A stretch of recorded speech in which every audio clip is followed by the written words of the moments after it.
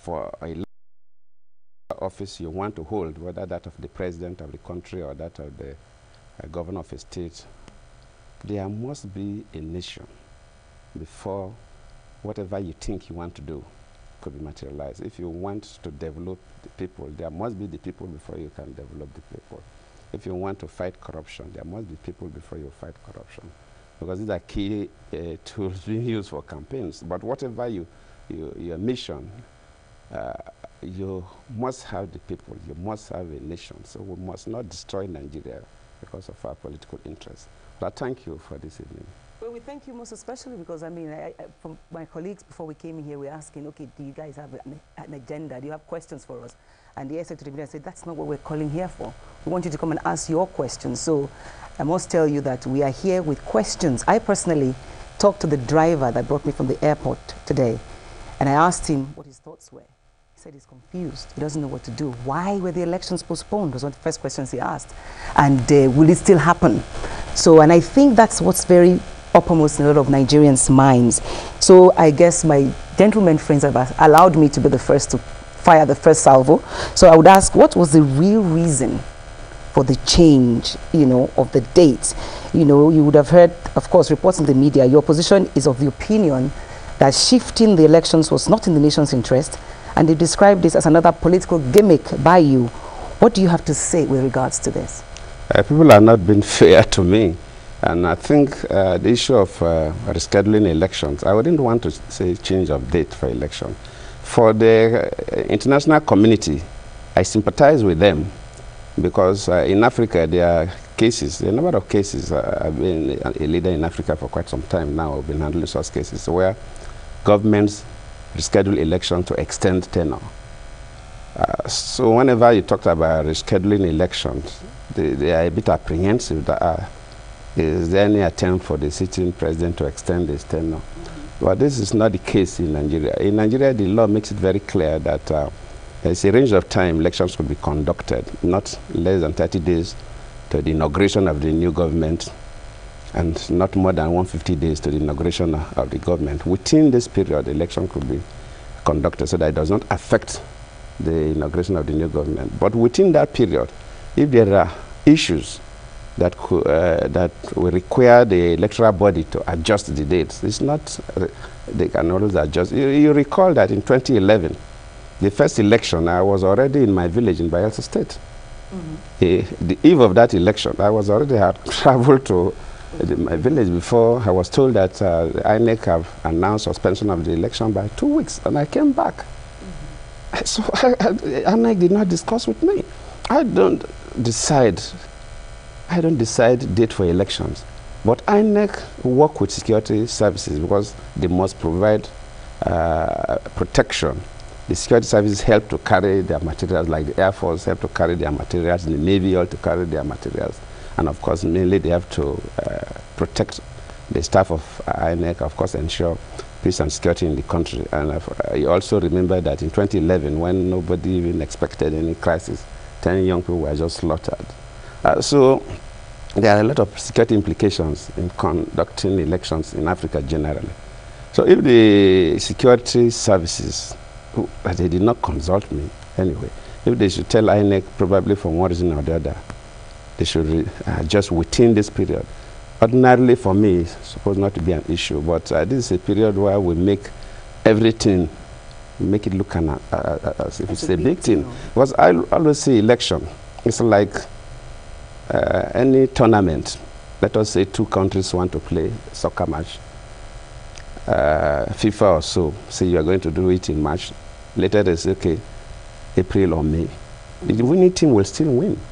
So I don't see the big deal about it, but you see, when people decide to make white look like black and make black look like red, the society will be confused. Mr. President, what you're saying is that the real reason is the same thing that INEC has said. That's what you're saying? Yes, of course. Okay.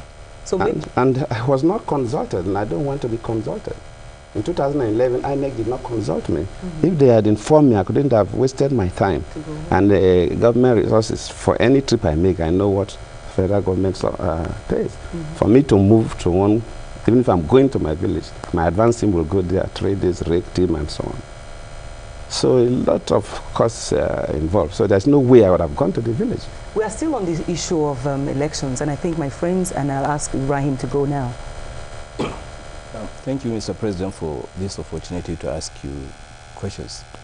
I think the main reason why Nigerians are worried about this postponement of the election is the reason given by INEC, that the postponement was necessitated by the fact that the military are busy fighting the insurgency in the northeast. So they will not be able to handle the election that was scheduled for next Saturday. Now, they asked for 6 weeks within which to be ready. So Nigerians are saying a war that was not won in 6 weeks, in 6 years, how could it be won within 6 weeks? So people are suspecting that there must be something hidden in the whole postponement idea. So how would you clear this? Okay. Thank you. Well, I'm not the chief of defense staff that wrote the letter, but as the chief security officer of the Federation, I should have some ideas. There are 2 things to this, because during the Council of State meeting, we met over this, Council of State, where all former heads of states and former justices of the Federation are involved, with myself, the Vice President, Attorney General, and of course all the governors. They briefed us. They emphasized the issue of security. And no security operative will make everything known to everybody. There is no way they will disclose. Not to the president. They may disclose to me a number of things they will not tell others, which I will also not mention. But there are 2 things to the security. Yes, the Boko Haram aspect is there, but also the threat factor in the country. When the INEC came up with the dates for election, there was no so much threat until we started the campaigns. And they see a lot of red points. So for any security chief, you really need to review the security architecture. Otherwise, the country will go into flames. So, elections, you have a lot of problems involved. And especially when the issue of PVC was also being branded as a problem. So INEC, from what Jiga mentioned that they were a bit ready for the election. A bit? Yeah, of course, they said they were ready. But to me, I use the word a bit because as to 2011, all Nigerians who were interested in voting had their PVCs. 100% of Nigerians who registered to vote had their PVCs. The day we held that meeting that led to this adjustment of dates, in Lagos, for example, only about 38% had PVCs. That means that if you conduct election in Lagos, 62% of people who want to vote will not vote. Don't you think that there are security implications in that arrangement? Some other states are 30-something%, some are just about 50%. And these percentages are not uniformly distributed. There are some states where you have up to 68-70%. Some state 38%. So those who monitor the intelligence services and the security services know the security implications about some of these. The ordinary people may not see it that way. But in terms of the Boko Haram too, because we are very hopeful that in the next weeks, of course, monitor and see from tomorrow, the movement will be much, much faster. The reasons are very obvious.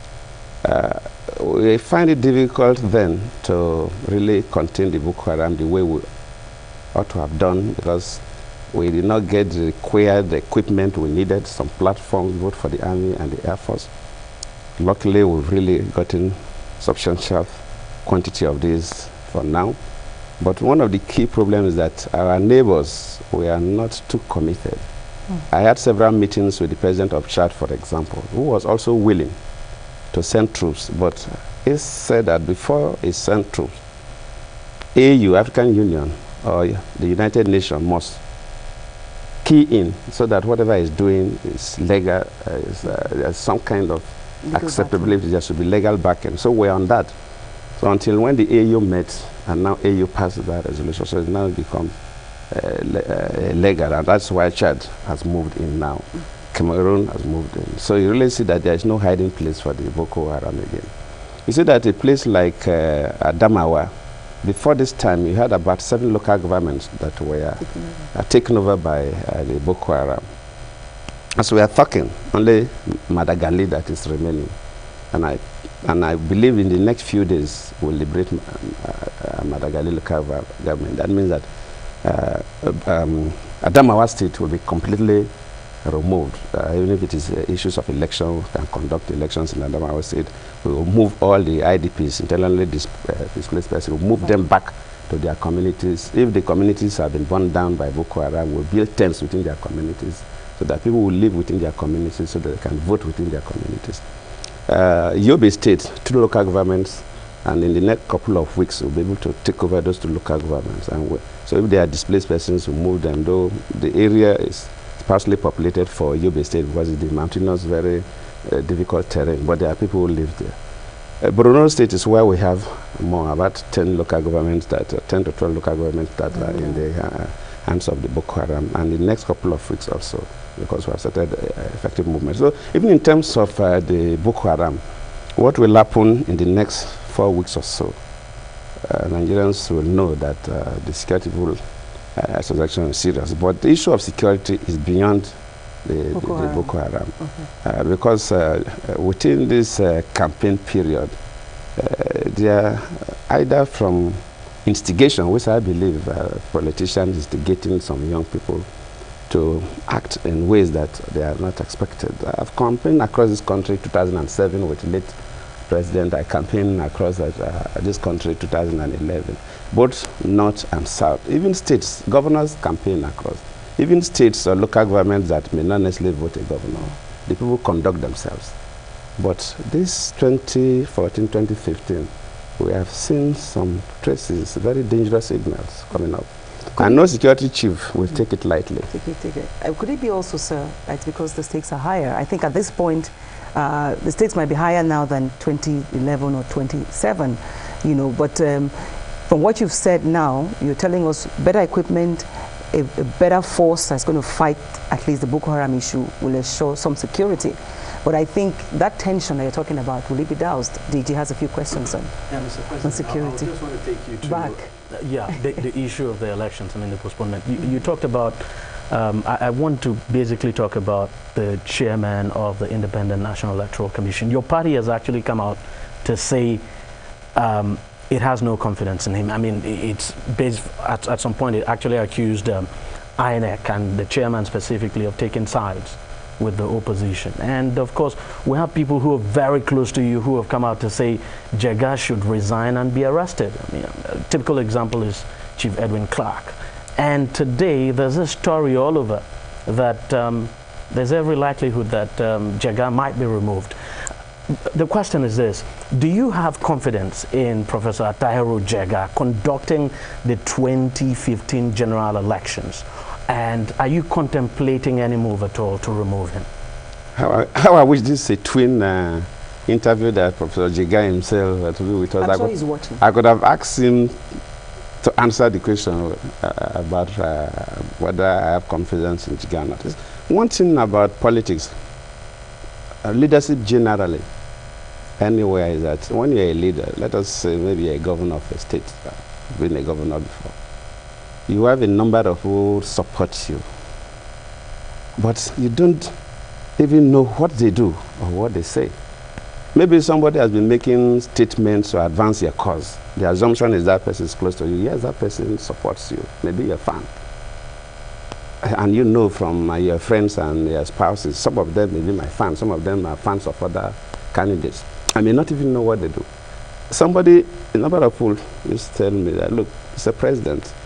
We've been watching their media adverts and so on. That the messaging from your camp is somehow confusing. There are too many messages that go out. And sometimes I call the people, and more than 80% of those who sponsor these messages, we don't even know.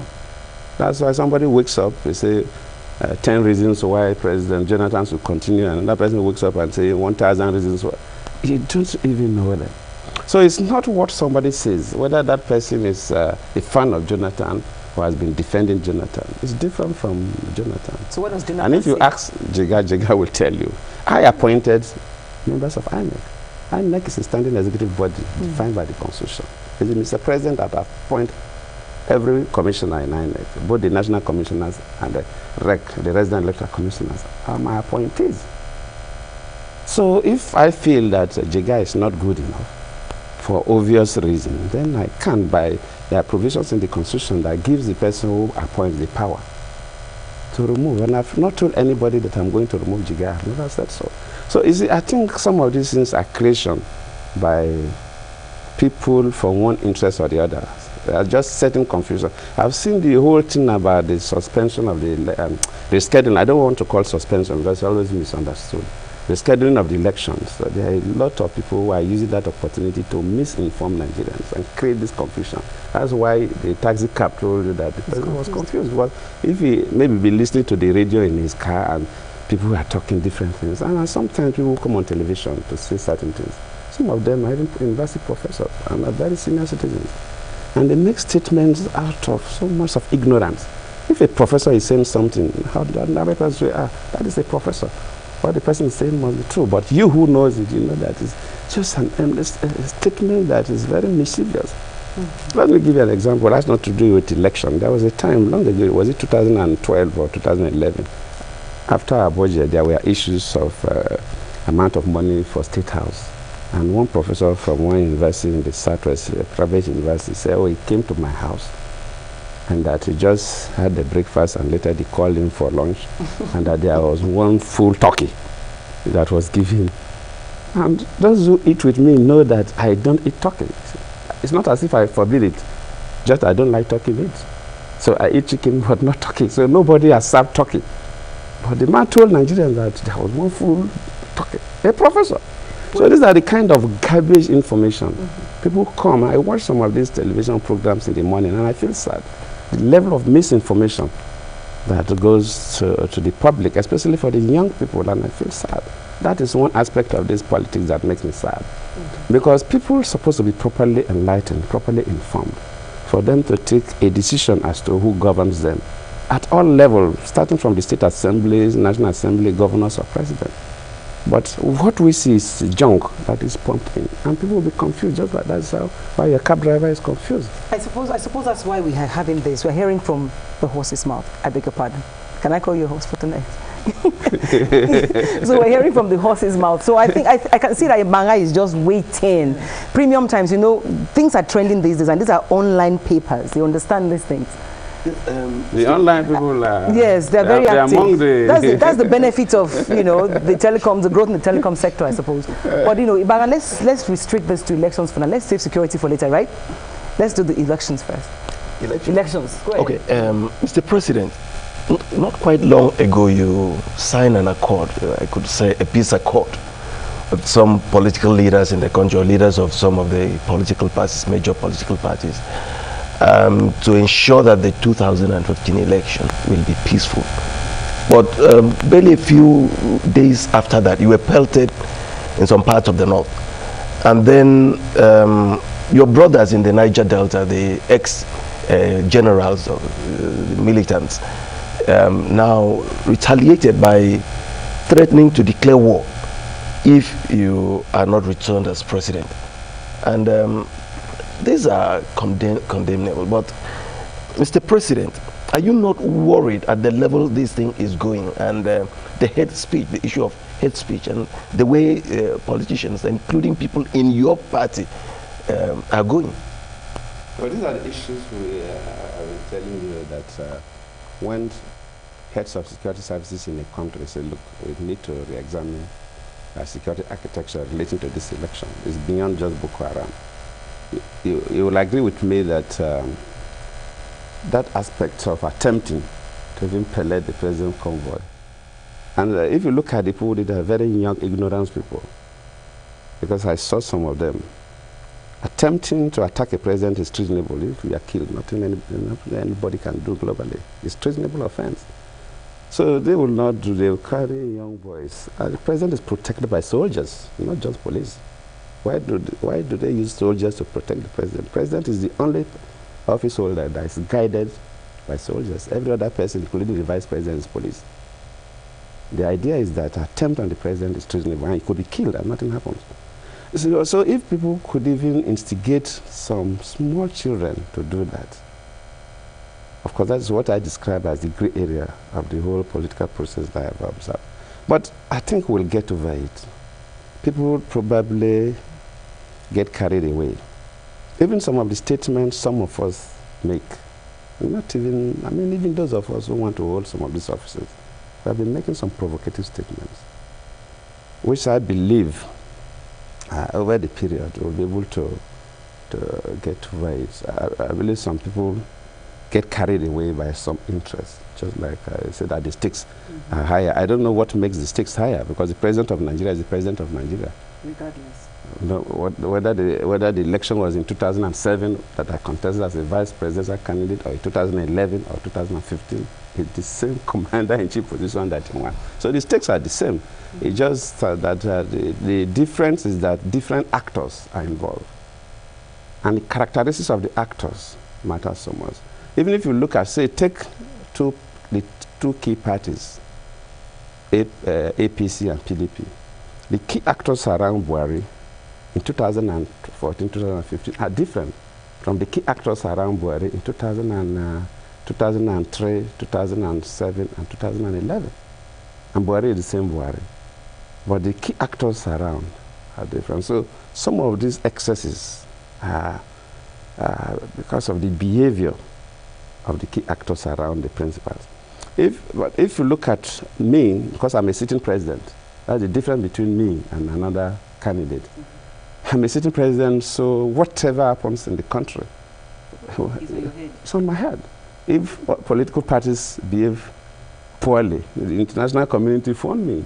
UN Secretary General calls me regularly. Other presidents call me regularly. They will not call the leaders of other political parties. They feel you are the sitting president, so it is good, whether it is good or bad. It's just like INEC. INEC is an independent body. If INEC conduct this election poorly, it is on my head. If INEC conducts this election like they did in 2011, in fact, I am the one who takes the glory. Jega doesn't travel much. Wherever I go, heads of states appreciate what Nigeria did in 2011, so I smile. So my own position is different.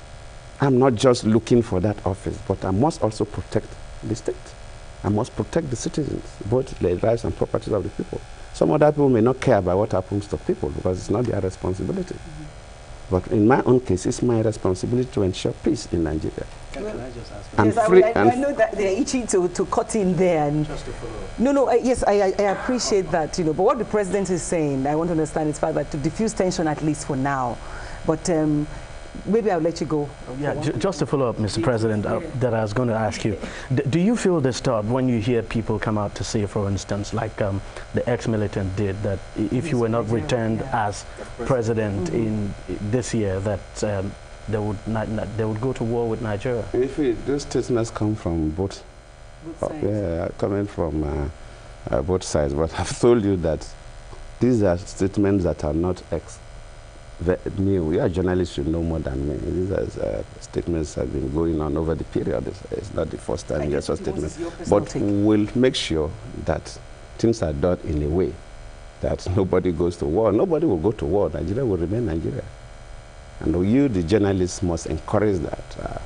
You have a role to play, especially my good friend, the online people. See, we have a country. We must protect this country. By all means. We can't destroy this country, and we cannot encourage anybody who wants to destroy the country. So sometimes there is so much pressure on you to report one negative thing or one positive thing or so on. But my play is that, look, without Nigeria, there will be no president. Without Nigeria, Jonathan, I'm not going to be the president of another country.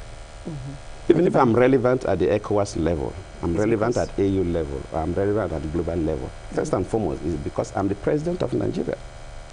The day I cease to be the president of Nigeria, I'm just an ordinary person. So we must protect this country. Whoever wants to be the president today cannot destroy the country. And the supporters, those who are supporting us also, must not destroy the country.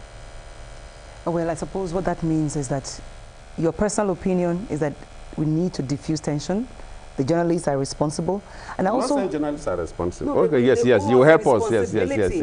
And when I agree. said earlier about the stakes being You have higher, a key role to play. absolutely. It wasn't that it was stakes were higher for you.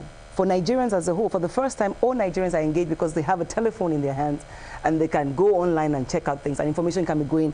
But however, people must have the correct information. That is my problem. Something that has been going on in recent times, we've been seeing you in the newspapers, going to one pastor or one church for prayers. And we wonder, when are you going to go to the mosques? I like that. You see, that's as a politician, people invite you for all programs. And of course, I'm a Christian. So I receive invitation almost on a daily basis. I may not be in pure Islamic ceremonies, they don't invite me that much, just like the Christians hardly invite the vice president now. And that is why maybe in Nigeria the arrangement is that one person has to be a Christian, one person has to be a Muslim. And, but I attend Muslim programs, if like youth programs, but not the one that involve going directly into the mosque. Those are purely religious issues. Okay, so the Muslims are praying for you. Ibrahim, go. Ibrahim prays for me. So what's your, we take one question around the issue of elections before we go revisit. I still want to ask a question about the postponement as it relates to fighting the insurgency. Now, the time frame is 6 weeks. So what happens if the insurgents are still there? That means if the war is not won, do we expect, should we expect another postponement? In other words, is May really sacrosanct? No, I don't want to before. cut you off. Yes. 2011, when elections were conducted, we had Boko Haram, don't we? Boko Haram started in, it started before 2007. They became a problem when their leader was killed in 2009, Yusuf.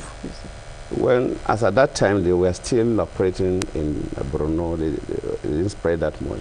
But from 2009, when Yusuf was killed in one way or the other, they become cancerous. So even when we conducted elections in 2011, we had Boko Haram issues, you know. Nobody is saying that they must wipe out Boko Haram completely before we can conduct election in this country. But they say that security-wise, there are certain things they need to do so that they will be able to get enough manpower and recalibrate or reconfigure the security architecture to make sure that we conduct election. They cannot say until, but definitely in the next 6 weeks or so, serious advances will be made. But I'm not saying we'll wipe out Boko Haram. Because, you see, Boko Haram are not regular forces. At best, we can take over all the territories. But taking over the territories does not mean that you are wiped off Boko Haram. When they first started, they had no territories they were holding. But they were just going to markets and using suicide bombers to kill people. So they did not tell you that, oh, we must wipe out Boko Haram before. No. But they said, look, give us some time. So what Mr. President is saying is let us reconfigure the security architecture vis-a-vis Boko Haram, etc., etc. So the elections will be done. They've given dates, and I don't see why we continue to doubt that the election will not hold. The elections will hold. And the inauguration of the next president will take place 29th of May this year. It could be you. It will be you. It will be me, of course. What else would you say? But I think Ibangai wants to ask a particular question in that area, because I wonder what Mr. President is saying, that May 29 is sacrosanct. Of course, of course. I said that is the key.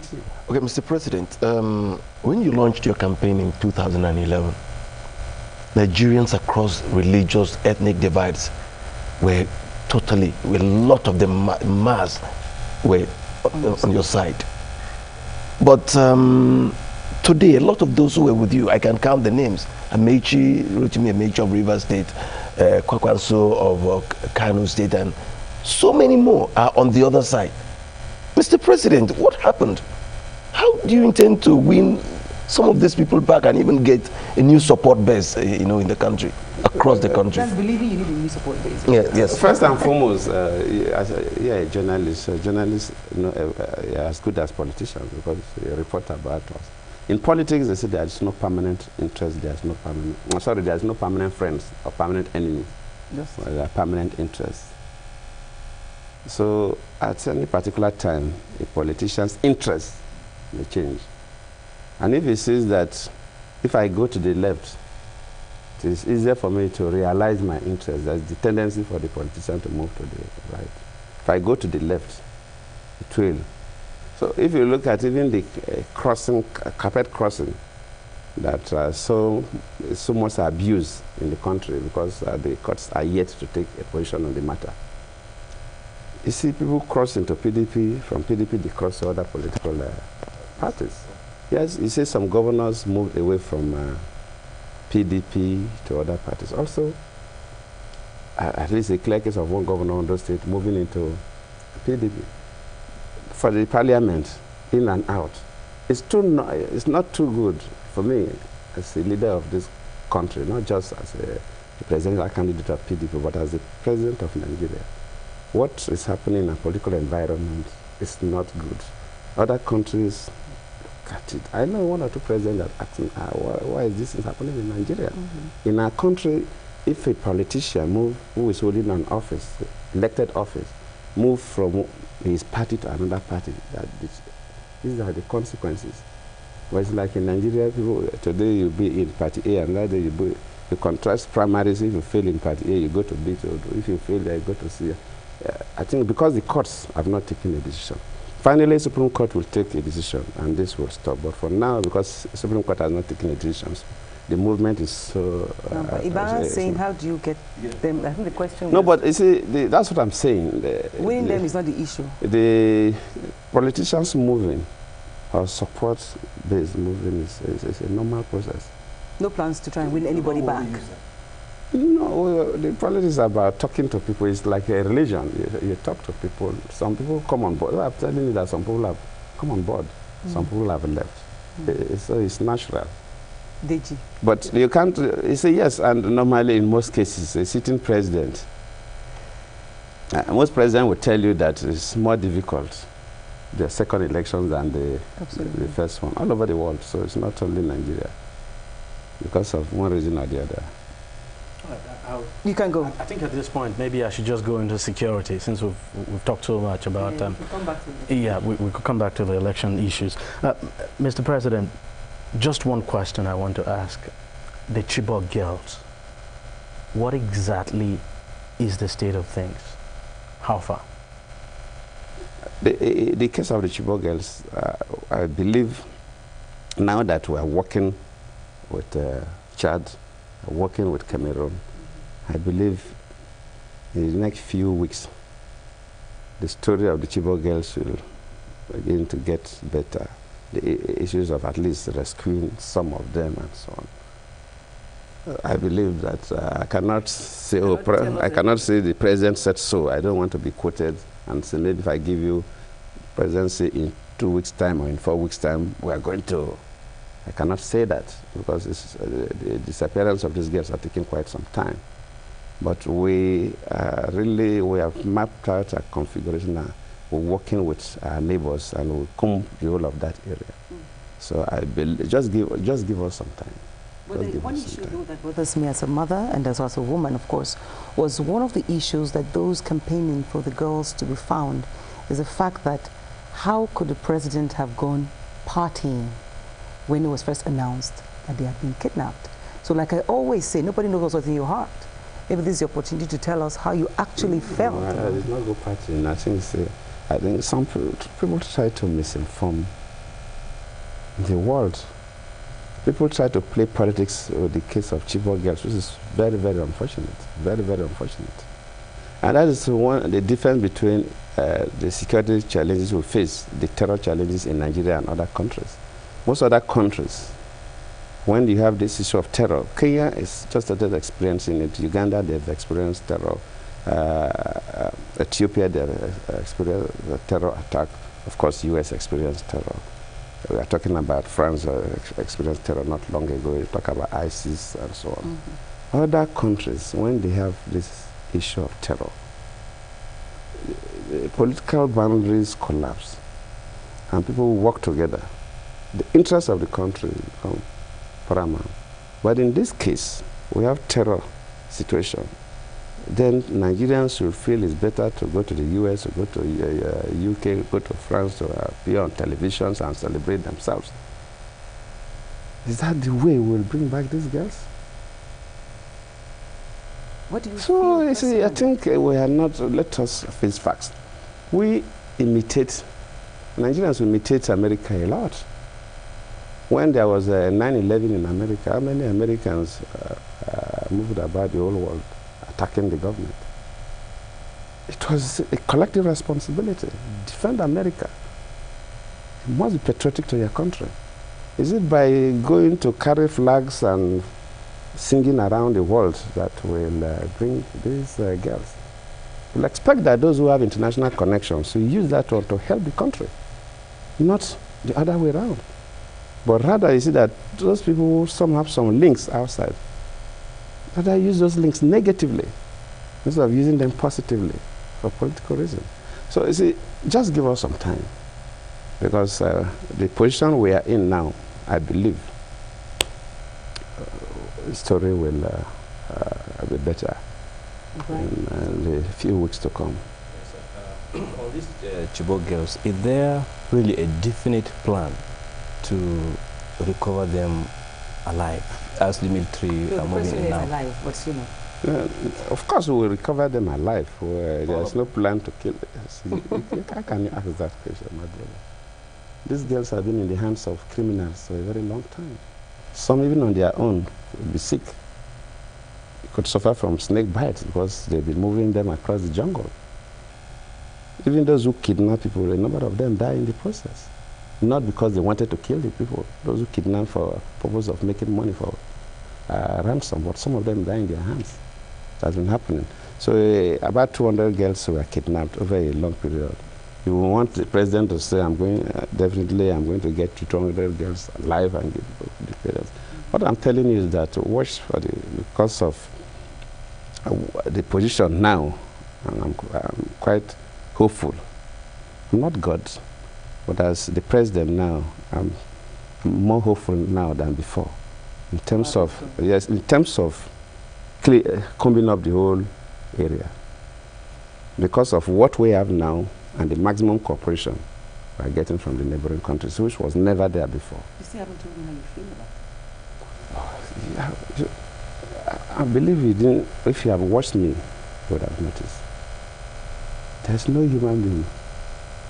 And I used to tell people that the number of calls that I receive about this, you need to even appreciate that when I see people, I still have to relate with people. As the president, the country cannot collapse. Myself and every other person around me feel tortured. And because you don't know the problem of terror on the head of the president of a country. That's why I know, like when some people say that, oh, in some parts of some of the states, they are even insinuating that the president brought Boko Haram for political gains. And I just can't even imagine somebody insinuating that. So that if the person, 1/4 of the problems I carry because of this Boko Haram, he will not even They will feel sorry for you. make that kind of a statement. But these are painful things. These are painful things that we have to pass through. There's one particular painful thing that Ibahase must address with you. Yes, And we all agreed that he should be the one that will ask that question. yes, Mr. President, in a similar event like this in the past, you remarked that stealing is not corruption. And this issue has generated a lot of controversy. Nigerians are worried. The social media, it becomes something that people talk about and they insult you about. Now, Mr. President, please, can you tell us, clarify what you meant by those statements? My brother, thank you for asking. I think I had one or two persons, very senior persons, politicians, who made that allegation. Oh, the president has said stealing is not corruption. But the good thing is that those who are making that statement, they have not told you that the president says stealing is good. How I wish they tell Nigerians that I said stealing is good. But this is, our president said stealing is not corruption. Luckily, they did not say, the president said stealing is good. And you see, that is why the philosophers said that people disagree, because the primary reason for disagreement is that people use the same word to explain two different things, or use two different words to explain the same thing, so you get a communication gap. I made that statement because I quoted the former CGN, Mustafa. Because of these issues of corruption, I called a meeting. It's a creation of me, the executive, myself, the vice president, and the anti-graft agencies, ICPC, FCC, and the police. Then I asked the Senate President and the Deputy, the Speaker and the Deputy, then the Chief Justice of the Federation, the President of the Appeal Court, the Chief Justice of the Federal High Court, and for the state courts, we take one Chief Justice per zone, 6 of them. Say, look, both, though there is in the Constitution, there is no provision for the 3 arms of government to come together because of this separation of powers. But I say, look, the issue of corruption, if the 3 arms of government don't come together to tackle this corruption, the whole country is being humiliated. Everywhere you go, corruption, corruption, corruption. When the Chief Judge turned to speak, that was Justice Mustafa, he said that because of this corruption, he took most of the files that talked about corruption. And when he looked through the files, more than 80% of them are just stealing. They're cases of theft. But people use corruption to cover. What I'm saying is that if, for example, let's go to the Southwest and go to a typical community in the Southwest, and I look at you and say, this young man is corrupt. They will be looking at the young man. Say he's corrupt. They will look at him. But call that young man Ole and see what will happen to that young man. Call him Ole, that's thief. They would stone him to death.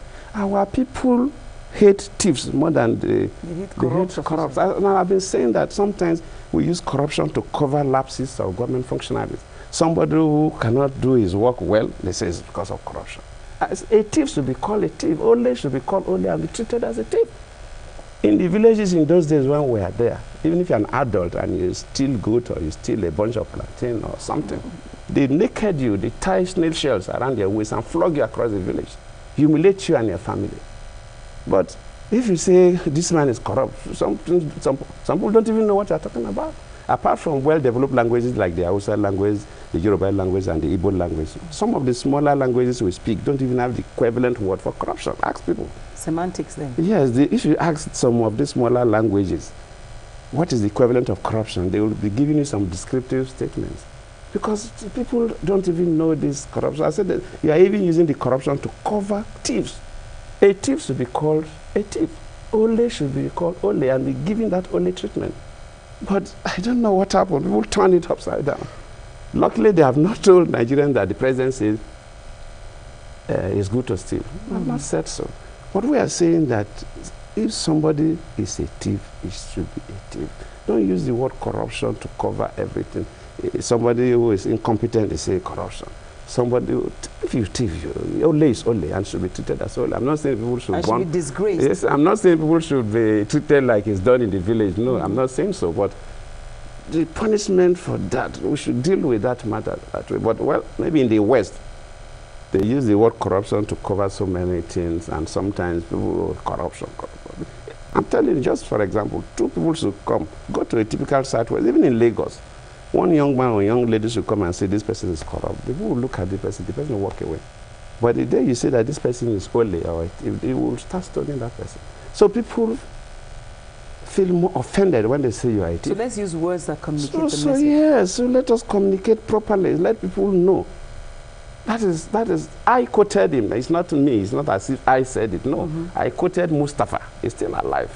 He's the one who said he examined all these corruption cases, and he said almost 80% of them are cases of just stealing and should be treated as, yes. Okay, it's not that stealing is not corruption. Yes. Stealing is bad. It's let me say corruption, for example, in a society based on our own values. 2 unmarried men sleeping is corruption. But is that, can you compare that to stealing? So the word corruption, we have abused it, and it's no longer making so much sense. Except maybe to talk about your country's corruption. But I think we must, I think quoting Mustafa, I'm not the one. And even that day when I made that statement, I quoted Mustafa. I did not say stealing is not corruption. I said, but Mustafa, as a lawyer, was the Chief Justice of the country. He said he studied, it took time because of this corruption. Because I invited all of them for that meeting. So he decided to withdraw most of these cases about corruption. And he studied the cases. And he said that more than 70%, either they use the word 80 or 70, but I believe more, I said more than, maybe more than 70 or more than 80% are clear cases of stealing. And so they should be treated that way, not to be covered up under corruption. Even if you look at the two agencies we have the ICPC. ICPC is actually the only agency that is set to deal with corruption. Independent Corrupt Practices Commission. ICPC is the only agency that is set out to deal with pure corrupt practices. It's not even EFCC. EFCC is criminal cases bordering on economic issues. And the police will handle cases of stealing. This is so when you try to cover everything, that means that ICPC is supposed to handle all these files, because that is the only agency set up by government that's supposed to deal with pure corruption issues. So I think people are confused. It's not actually my quotation. It's not actually my quotation. I quoted the Chief Justice of the Federation that time, but it is being used wrongly. But luckily, nobody has said, "Oh, the president said that stealing is good." There's no human being that will say stealing is good, because our people know a thief is somebody you don't want to come near you. So are we identifying thieves in our society now? Of course, yeah. Even if you talk about what the agencies are doing, within this period, I said so. And I said that it's better the chairman of EFCC himself should address the media. In terms of prosecuting people and convicting people, we have done more conviction within this period than before. But I always say that even if you convict 1 million people, it does not stop this stealing or corrupt practices. What do you think will stop? You must make sure that people don't steal. Don't put the money where people steal, like we've done in the fertilizer procurement. If you leave a goat and a yam or a plantain together, the goat will eat. What you have to do, if you want to make sure that the goat does not eat the yam, you must separate it. So that's what we are doing, that we must make sure that, luckily we have IT, you know, you are all digital people. With IT, you can do a number of things. That's why we removed the stealing that was taking place in the, I don't even want to say corruption, the stealing that was taking place in the fertilizer sector. Every year, the states and the federal governments spend a lot of money, and these people just... Doesn't get to where it should. Yes, they stole the money. Thieves should be called thieves. My brother. So thieves should be called thieves. And if you go to my village and talk about thieves, everybody, even the 90%, know who is a thief. When you say corruption, the man will look at you, does not know what you are talking about. Anyway, Deji, you want to come? Yeah, for me,